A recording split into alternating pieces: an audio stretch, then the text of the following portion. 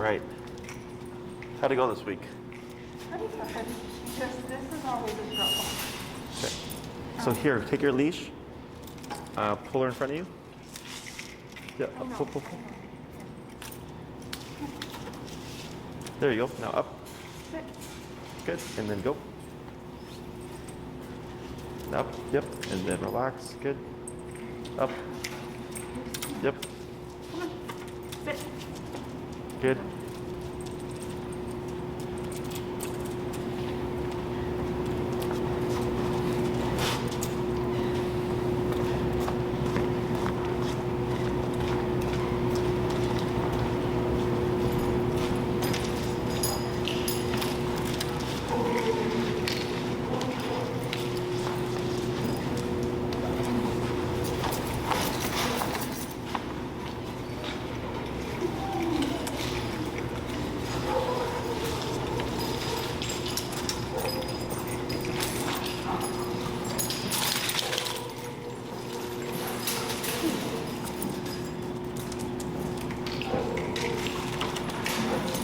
All right.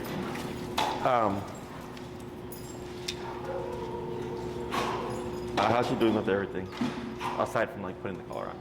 She's good. Like I'd say, it almost feels like she's kind of plateauing, if that makes sense. She's what? Like plateauing. Okay.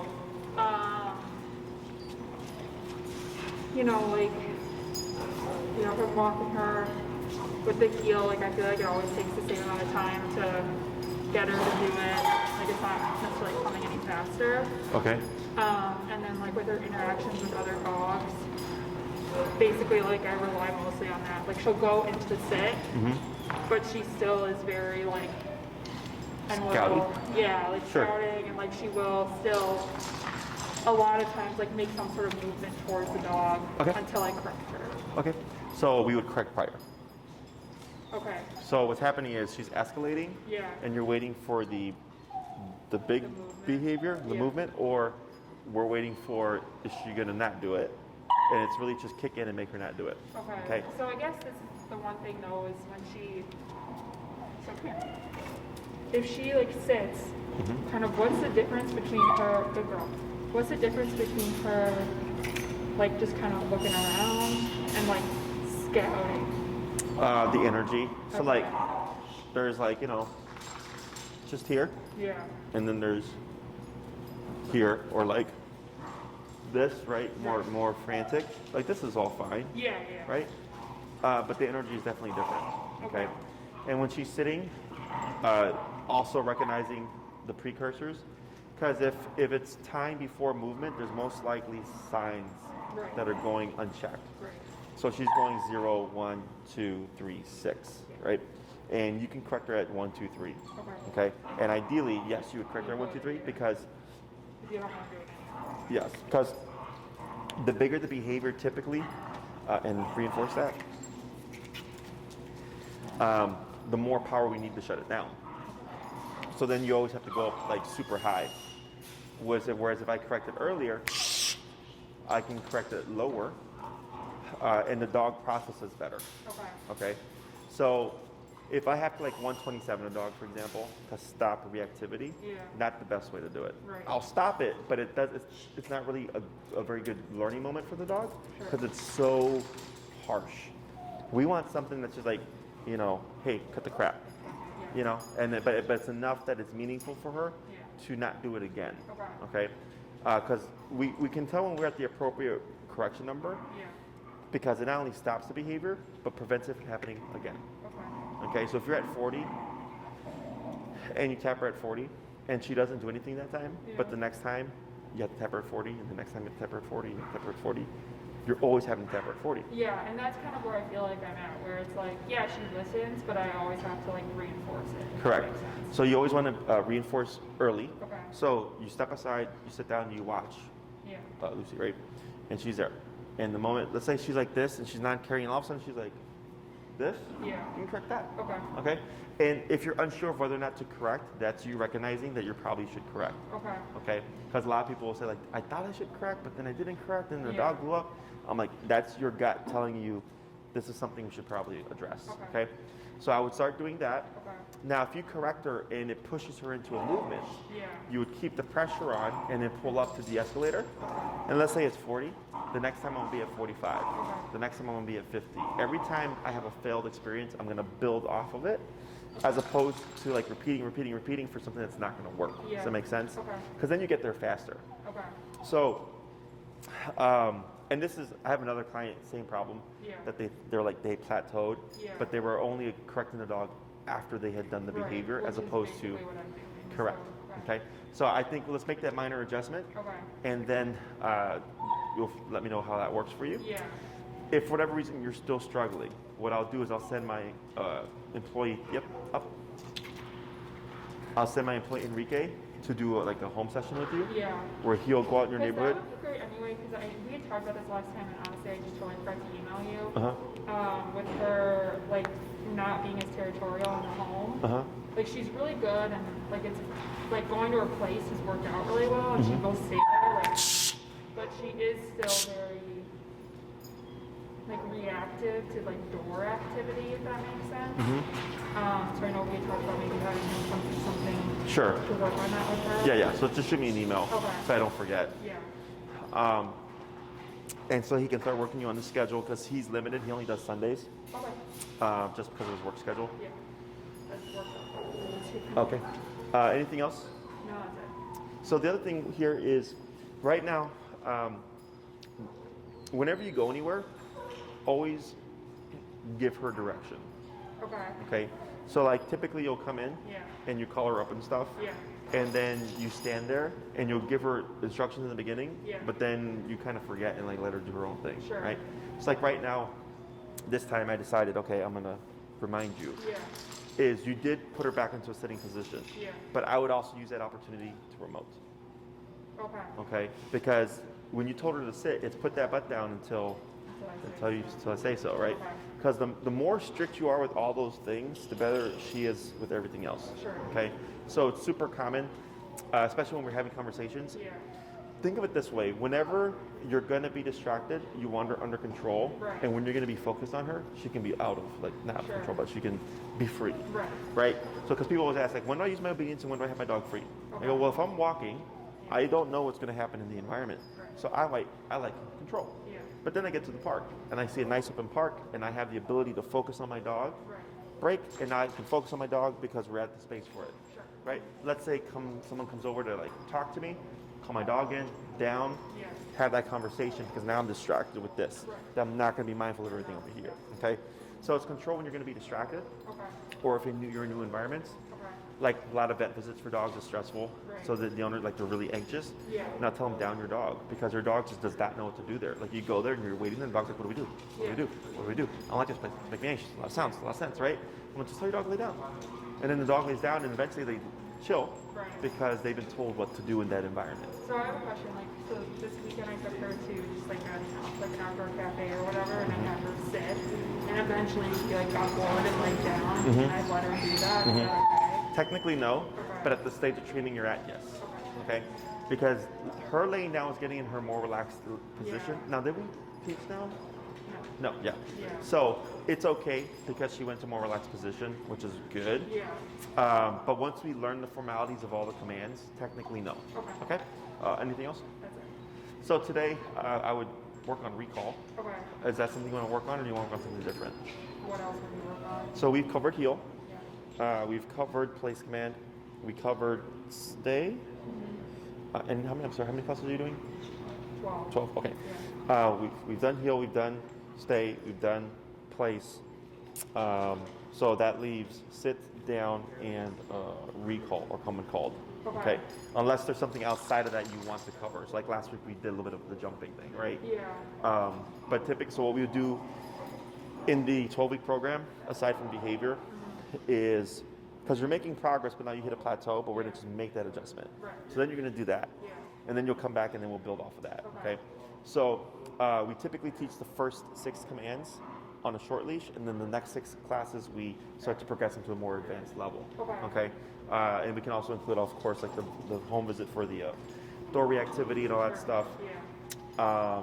And then like, or if like your boyfriend came and he wanted to like do some training to like just learn how to build a better relationship. She seems to have decided to fix him. Okay.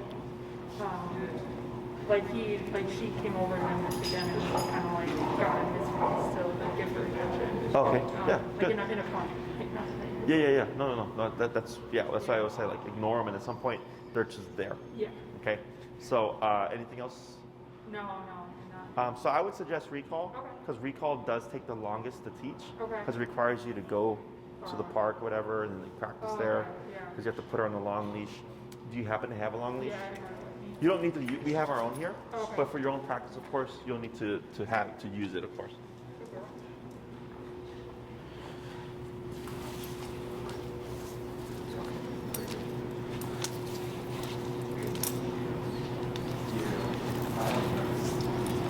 All right. So you're gonna clip that to her.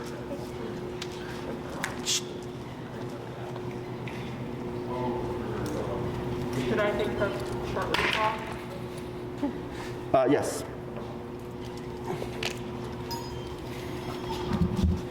And then we're gonna clip this one on her as well. So I'll take your black leash, and then you're gonna clip this to the same link as that one. And I'm gonna go over a few things with you. So the recall is very coordination heavy. Okay. Don't worry about getting all these things done on the first time. Okay. Which hand do you hold the remote in? You're right. You're gonna have the leash over your right thumb like this. Okay. This one? This one. Okay. So I'm just showing you. Yeah. So here, leash over your right thumb. Okay. You're gonna have your remote here. Okay, so you can press buttons. Okay. That leaves these 3 fingers free. Okay. You're gonna have the leash over your left hand like this. Okay. Okay. So when Lucy is moving towards you, you're gonna be taking these 3 fingers and just pulling it down like that, Okay. and also moving backwards. Okay. Okay. When you're done reeling in your leash, don't worry about reeling it all in. You're just shortening it. Okay. Because you're gonna do this to this to this. Okay. Okay. So over your hand, over your finger, close your hand. Okay. Okay. The reason why we do this is when you're outside practicing, if Lucy decides to book it Yeah. and chase something or whatever, if you're set up like this and you try to hold it, it's gonna burn your hand. Okay. So we have this here. Yeah. We let this go. Yeah. This locks the leash to your hand. Yeah. So as long as she's not running towards anything dangerous, Yeah. she's not gonna break that out of your hand. Sure. Okay. So scam. Here, we lock like this because that's also a lock. So if she does take off, she's not gonna rip it through your hand. It's gonna catch just like this would. Okay. And you don't need to hold it tight, just firm. Yeah. Okay. So she might jolt you a little bit, Right. but she's not gonna rip your hand. Okay. Okay. So the last thing we're gonna do is to guide Lucy towards you. You're gonna put a little bit of leash pressure, like this, Okay. and you're gonna begin tapping. And then when Lucy starts to, no. Once she starts to move, okay, now for some reason I thought it was clipped on her feet collar. No, yeah. It's Yeah. a good idea. Is you're gonna be pulling and tapping. Okay. And once she starts to move towards you, you're gonna stop tapping, stop pulling, move backwards, and throw the leash down. Okay. Okay? Okay. So again, it's a lot of stuff. Don't worry about it. Okay? And then I suggest putting the remote in your hand. For this exercise, so it's easier because then it's awkward to be like this when you're trying to reel in the leash. So I'll give you this here. I'll take Lucy here. Good girl. And what's your number currently set at? 46. Let's go down to 46. Yeah. Let's go down to 22.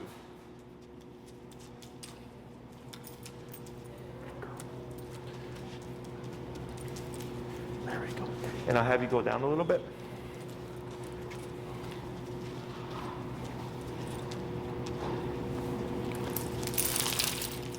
Okay, and then go ahead and shorten just a little bit here.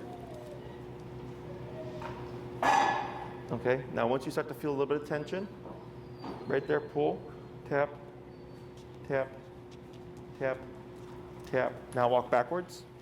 1, 2, 3, good. Now reel in your leash. Right there, hold. Turn to face Lucy. Move backwards, tap, tap, tap. Hold right there. And praise, good girl. Good. You're gonna tell her break. If you'd hand me green leash, please. Thank you. Break. We're gonna repeat that 4 more times, okay?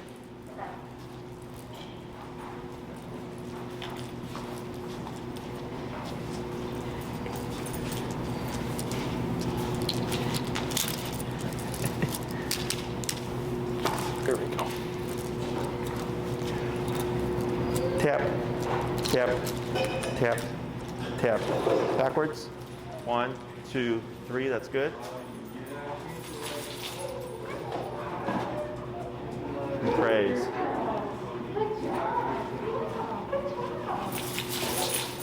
Good.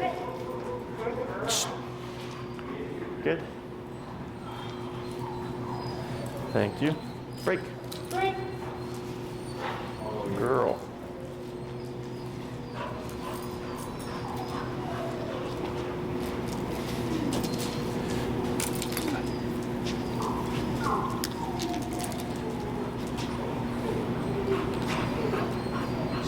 Tap, tap, tap, and back. 1, 2, 3. Good. Wait a moment. Turn now backwards. Tap. Hold right there. And praise.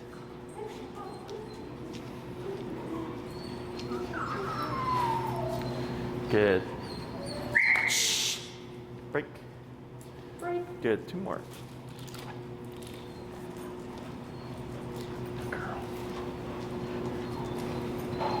Come a little forward.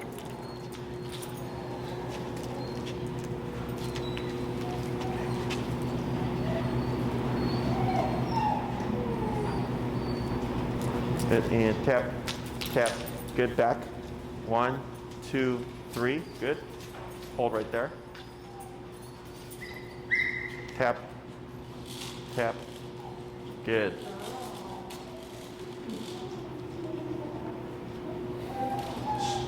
Good. And break. Good. I'm gonna do 1 more.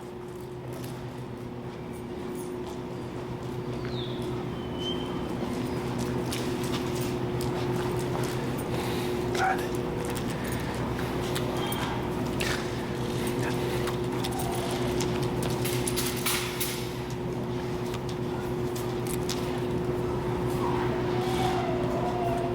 Tap, tap. Good. And back. Good.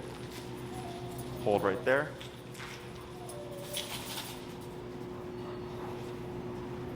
Tap. Now praise. Good. So what we're going to do, same process, except you're not going to pull. Okay? So what you're going to do is you're going to reel in your leash. Yeah. And don't put tension. Okay. You're going to start tapping first to see if she responds to the tapping alone. Okay. If she doesn't, keep tapping and then put on the pressure. Okay? Break. Good girl.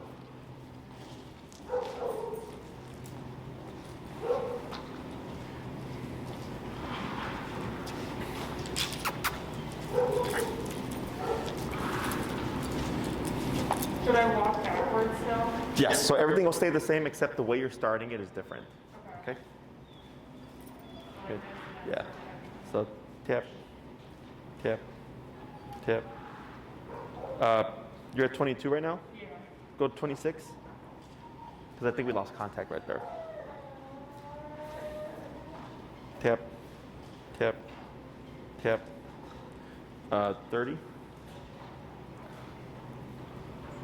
Tap, tap, tap. 34. Tap, tap, tap. Yeah, so keep tapping here. Tap, and then light pull back. Tap, tap. There you go. Now backwards. 1, 2, 3.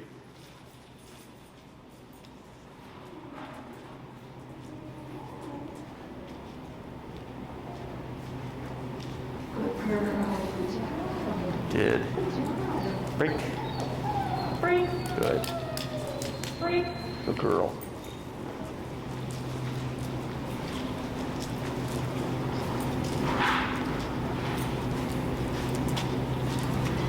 Okay.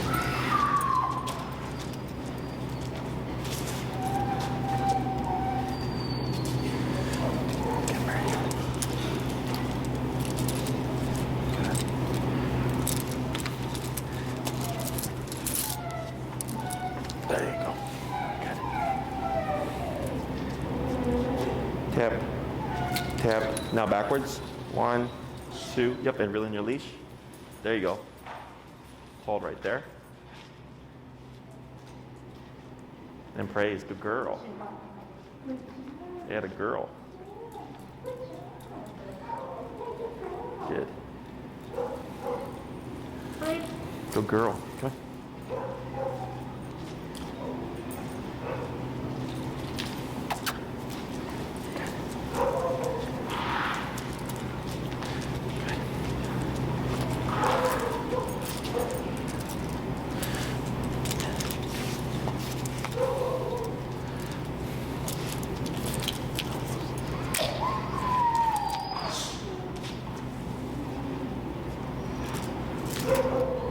Tap.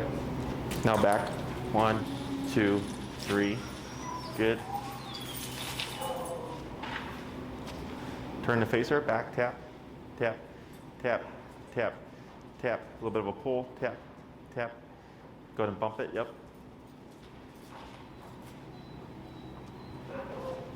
And praise. Good. Break. What was that? 3 or 4? I think it was 4. Okay, break.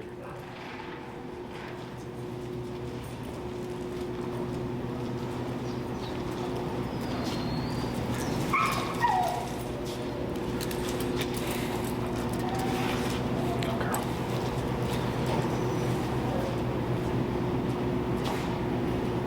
Tap, tap, and back.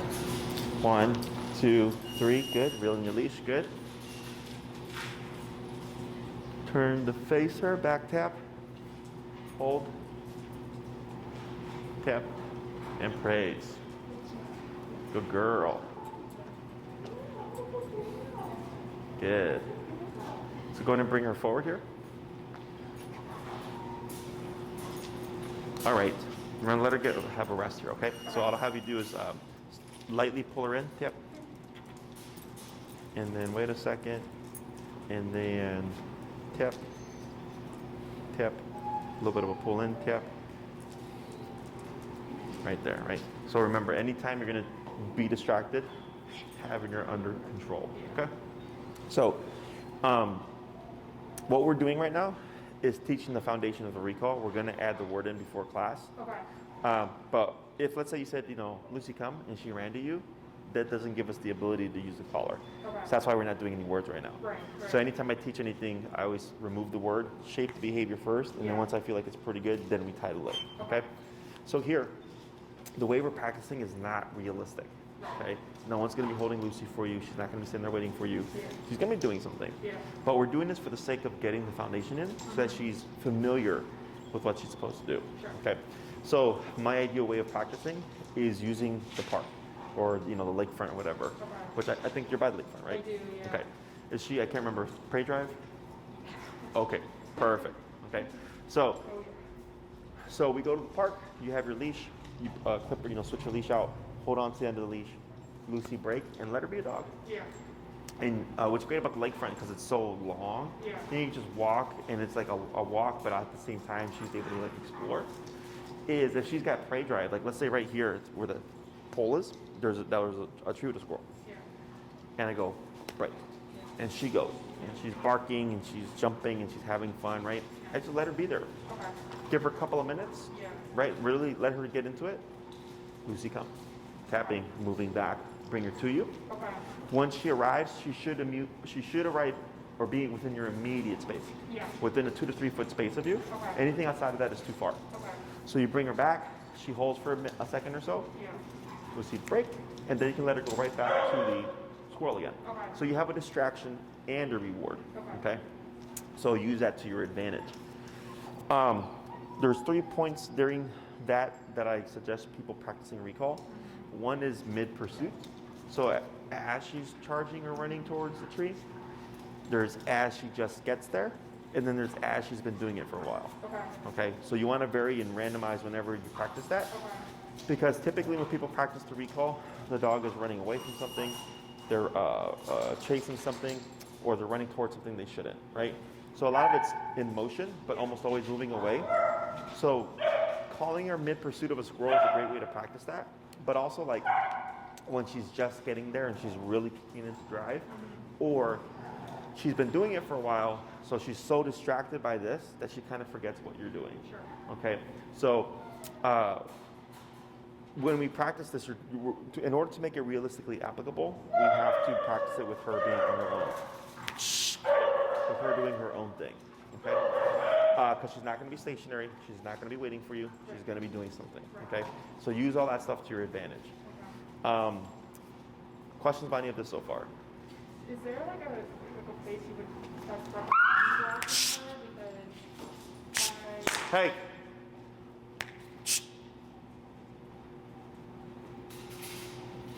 Because she is like, I don't really trust her with other dogs, and the area around me like is kind of crowded.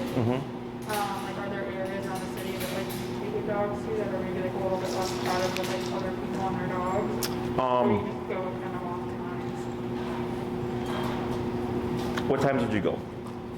In the morning, like, so normally when I walk her in the morning, I walk her around noon, I walk her around like 4 or 5, and I walk her at night. You know, on the weekends, like a lot of times we'll go on longer walks along the lake and stuff. So I mean, I'm out there like at times a lot of people are out there, but my work is pretty flexible in the sense of like I can switch up that routine. Yeah, because I know on the lakefront where the golf course is, it's kind of, it can be super packed or it can be empty, right? Is that place like, and there's actually, so if you're walking east and you hit like the first patch of it, right? And then there's like the paths, and then there's like where the golf course would be, and then there's more space right there. Like you can even distance yourself away from everything else and be able to practice that there. In case you go and it's like, oh crap, it's busier than I thought. Where that park is, the playground, that's north, just south of Belmont. You know, I know what you're talking about. just east of that and north of that, right there, people don't really frequent too much. Okay, I've seen a dog or two there, but it's actually pretty rare. Where people tend to go is that lot north of the golf course, and on the west side of the golf course is where I usually see people walking their dogs or having their dogs off leash. Another place is actually on the Versey, and I think it's Sheridan. You know how there's like, so there's like all the lakefront, and then there's like Cannon Drive and stuff. Where all that stuff intersects. So there's actually a spot right there. The statue, I think it's the John Peter Althill statue. It's a great place, and not a lot of people go there. I actually used to go there for training before. Whenever I would meet with clients, that was a nice spot to practice because there would usually be squirrels and like animals, but there wouldn't always be people. Okay, so that's actually a good spot there as well. Definitely. Yeah, because it would be, it's the golf course, then the parking lot, right? And then if you go across, it's like a little triangle. That spot. Okay, that's a pretty good spot to practice. And I think almost at any time, you know, you might catch a person or two there, but most people are immediately on the lakefront. So. Otherwise, Oz Park is another great place to practice.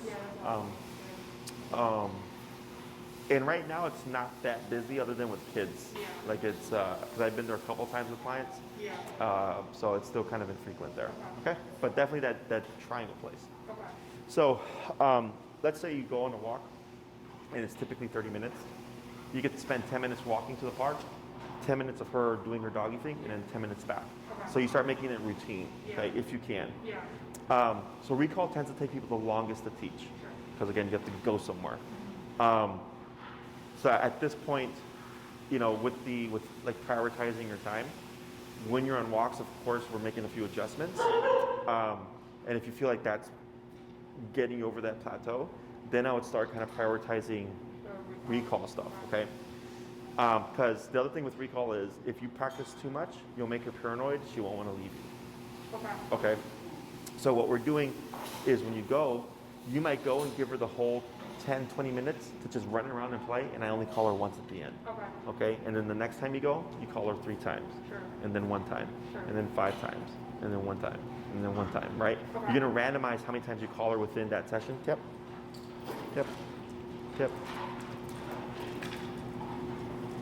Yep. Good. You're gonna randomize how many times you call her within that session, so she doesn't catch on to a pattern. Okay. But also trying to keep her in drive, like keeping her wanting to leave to explore and stuff. So using squirrels, and also like when you work with the squirrels, watch her. So if she goes from being crazy for them to all of a sudden like kind of disinterested, we've probably done too much. I would just leave, right? Or if I see her starting to dip, instead of calling her, I'll just use the leash to reel her in, and you leave her doing this. Okay, because you want to leave her wanting to go back. Then I'll leash her up and pop her into a heel, and then walk away, and you can tap her there because it's gonna be two different topics. But yeah, I was gonna ask, like, I obviously when we're on walks and stuff, if she's like going for a squirrel and she's like let her do that. Correct. I just wonder if that's kind of like bit of a deficiency for her, but she's still very interested in squirrels. yeah, so when you see her on the heel, Yeah. and she's like this, you can remote that. Okay, and if she keeps looking, you keep going up. So she can learn when we're in a heel, scrolls are off the menu. But when we're on a break, right, I can go up to squirrels. And it just allows you to harness her behavior.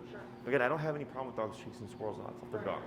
I just want to know that I have control over them. Okay, so it's a great distraction, but also a great motivator or reward. And then sometimes I'll call them and then walk away from it, or I'll call them and let them go back to it. And a really good test is to call her back and heel her towards the squirrel. Okay? A lot of dogs give in to that impulse. They take off, you turn, start tapping, bring her back to your hip. Okay? So, questions about this so far? So what we're going to do now is we're going to start labeling the word, or layering the word come. Everything's going to stay the same. You're going to say, Lucy, come. Tip.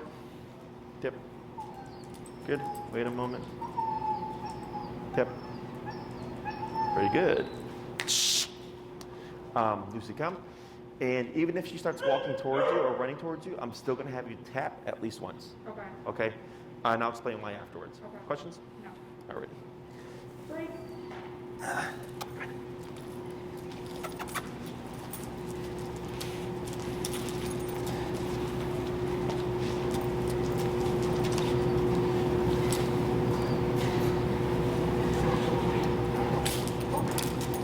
So this is why we have the second leash, because then they start to assume. Lucy, come. Tap, tap, and then back, tap, back. 1, 2, 3. Good, hold. Good, praise. Tap, right, good job. Praise. Now here you wouldn't say sit, you would simply tap to reposition her. Okay? Up break, and green leash. Break. Thank you.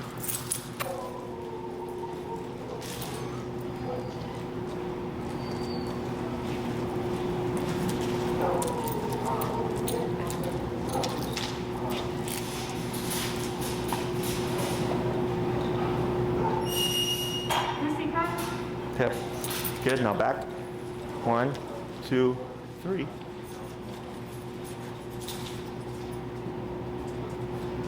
Good, praise. Good girl. Right, good. Break. Break. Good. Good girl.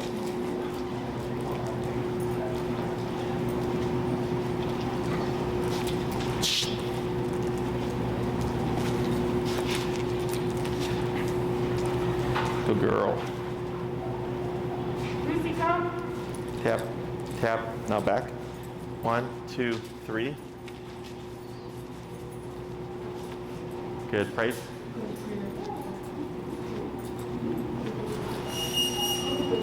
Good, we're gonna just do 2 more. Yep, good job. Break. Good.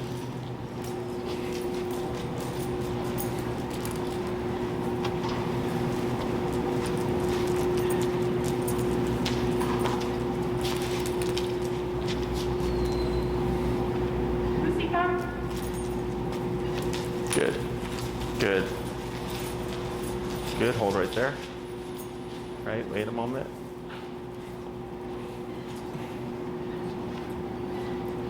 Praise. And last one. Good job.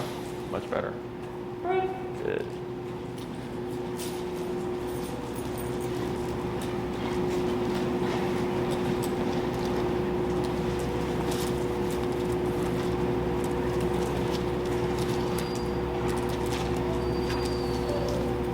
Lucy, come. Now back. 1, 2, 3. Good. Now turn to face her, backwards, tap, tap, tap, hold right there. Like that, very good. Yeah, great.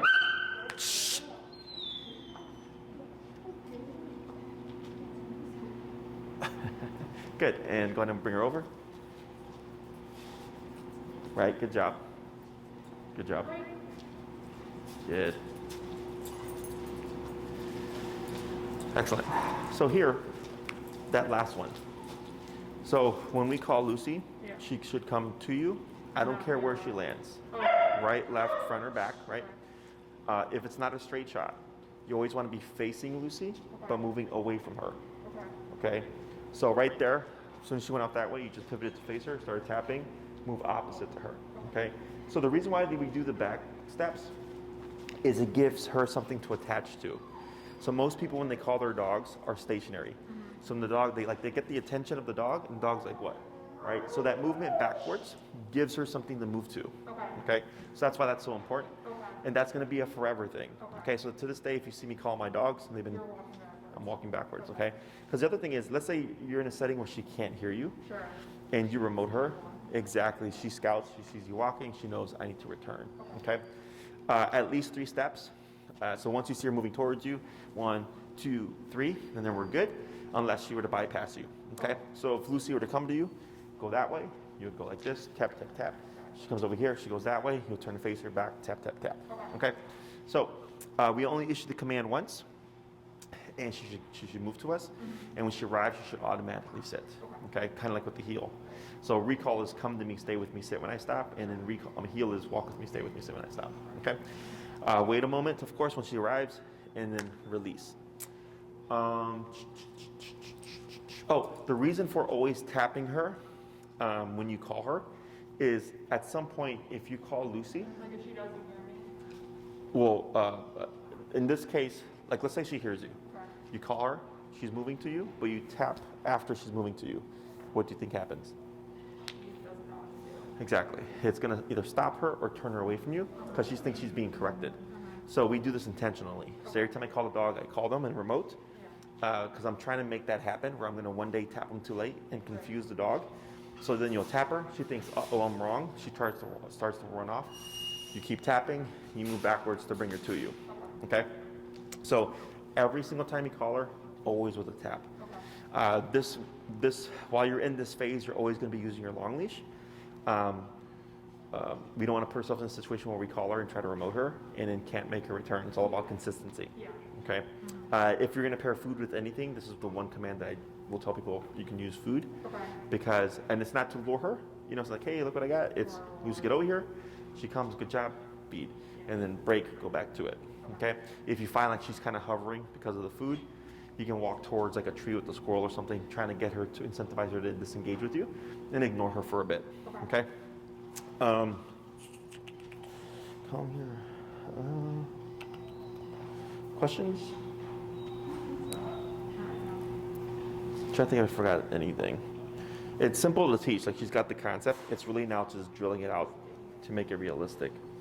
So like if you go once a week to practice, you're going to have a pretty long process. If you go 3 times a day, you're going to have a much quicker process. Okay. There is a second half of that of this command, which I'll cover with you next class. But with this, what you can start doing is start taking her out, letting her have freedom. And this is going to actually start to help balance out the collar. Okay, because now she's, so the reason for control is for more, you can do more things. Right? You can take her to restaurants, you can take her to the park, you can take her off leash or whatever, because you know I have control of my dog.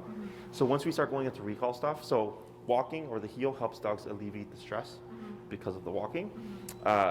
with the recall, it gives them the freedom of like, you can be a dog and sniff and all that stuff. Yeah. And I'm going to call you from time. So then they start to balance everything out, because in the beginning, when you're teaching everything, it's discipline, discipline, discipline. Right. Exactly. But now she starts to see the benefit of all that stuff. Right. Okay. Anything else? No, that's it. Okay. Good job. Steve, good job. Girl, come here.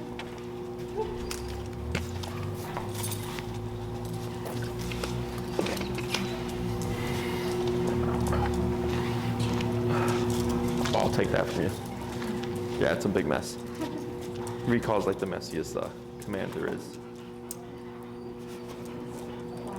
Yeah, there's no worries. You just toss it on the ground. I can grab it afterwards.